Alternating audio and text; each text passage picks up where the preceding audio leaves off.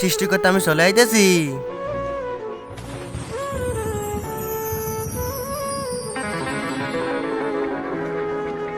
আবার চলে আইছি কেন?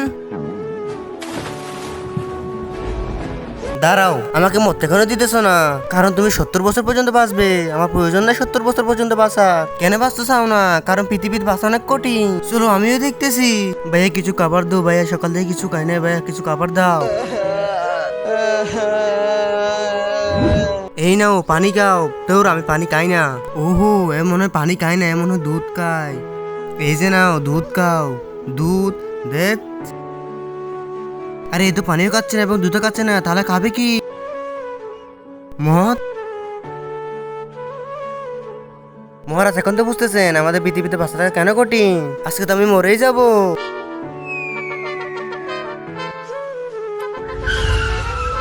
তুমি মরতে চাইতেছো কিসের জন্য? কারণ পৃথিবী থাকা অনেক কঠিন। আরে কি তোমার সমস্যা? আরে টাকা নাই আমার কাছে।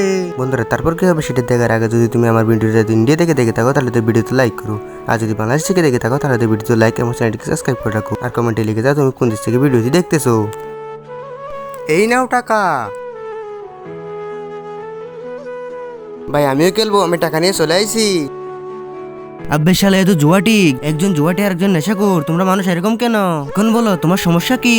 আমি বিয়ে করতে চাই, আমি একজনকে অনেক ভালোবাসি। তার পরিবার আমাদের বিয়ে মানতেছে না। আমি তাকে বিয়ে করতে চাই। নিয়ে আসো গার্লফ্রেন্ডকে।